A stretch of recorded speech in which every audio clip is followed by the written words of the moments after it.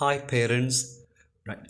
Grade 1, Grade 2, Grade 3 பிள்ளைகளுக்கு நாங்கள் எப்படி இங்கிலீஷ் ரீடிங்கை சிம்பிளாக கற்றுக் கொடுக்கலாம். இது ஃபோனிக்ஸ் மூலம்தான் இது சாத்தியம். அப்போ முதலாவது பேரண்ட்ஸுக்கு ஒரு ஐடியா இருக்கணும், ஃபோனிக்ஸ் என்றா என்ன, ஏன் நாங்கள் ஃபோனிக்ஸ் படிப்பிக்கணும்னு சொல்லி ஒரு கிளியர் ஐடியா இருக்குது. அதுக்கு ஒரு வீடியோ ஒன்று இதில் போட்டிருக்கிறேன். ரைட். அடுத்தது என்னென்னு சொன்னால் ஃபோனிக்ஸ் படிக்கிறதுன்ற ஸ்டெப் 1 என்னென்னா 26 லெட்டர்ஸுக்குரிய சவுண்ட் நல்லா கிளியராக தெரியணும்.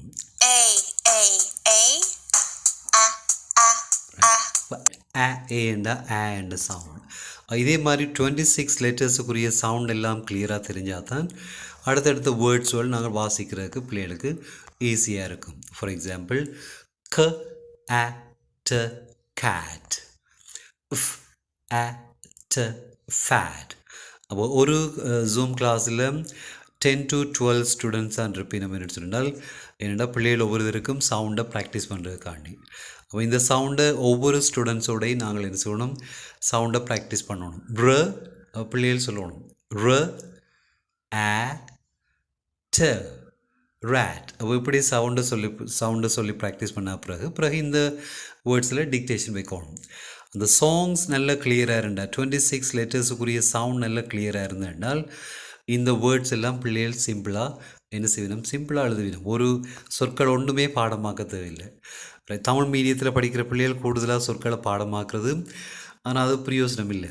ரைட். இங்கிலீஷ் மீடியம் படிக்கிற பிள்ளைகள் சிம்பிளாக படிப்பினம், ஒரு கஷ்டப்படுற இல்லை, ஆனால் அவ்வளோ பிரயோஜனம். ரைட். ஏனென்றால் சொற்கள் ஒன்றும் பாடமாக்குற அந்த சவுண்டே அப்படியே வாசிக்கிறது.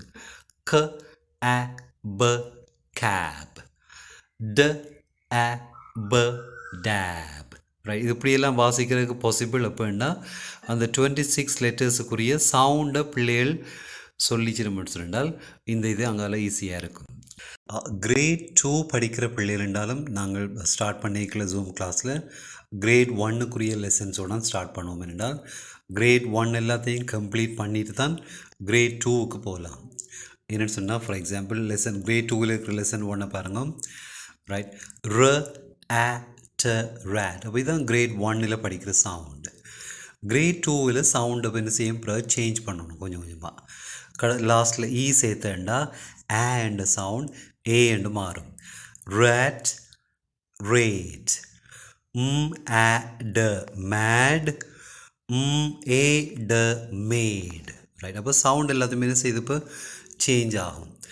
ப ஏ க பேக். இப்போ ஆண்ட் சவுண்ட் ஏ என்று மாறிட்டு. க ஏ க கேக், வ ஏ வேவ். க ஆ ப கேப். லாஸ்ட்டுக்கு ஈ சேர்த்த என்ன மாறும், க ஏ ப கேப். ரைட். அப்போ இந்த சவுண்டை சேஞ்ச் பண்ணணும். ரைட். அப்போ அதுக்காண்டி நாங்கள் கிரேட் 2 கிரேட் 3 படிக்கிற பிள்ளைகள் இருந்தாலும் ஃபஸ்ட்டுக்கு கிரேட் 1ல் இருக்கிற லெசன்ஸ் எல்லாத்தையும் கம்ப்ளீட் பண்ணிட்டு தான் கிரேட் 2க்கு போவோம். அப்புறம் கிரேட் 2 கம்ப்ளீட் பண்ணினா பிறகு தான் அடுத்த கிரேட் 3க்கு போகணும். என்னென்னு சொன்னால் அப்படியே வேறு சவுண்டுகள் இன்ட்ரடியூஸ் பண்ணணும். ரைட். ஃபார் எக்ஸாம்பிள் ஏயோட ஆர் சேர்ந்து வச்சுருந்தால் சவுண்ட் ஆ. இது என்ன ஒரு சவுண்ட். க ஆ கா, ஆ ஆம், ப ஆ க பாக். ஏயோட ஆர் சேர்ந்தால் அதிൻ്റെ சவுண்ட் ஆவன்னாக்குரிய சவுண்டு. ரைட். அந்த ஆருக்கு சவுண்ட் வராது. டார்க்குன்னு வாசிக்கிறேல ட ஆ க டாக். ஆ க் மார்க், எ ட மார்க் எட் மார்க்கெட்.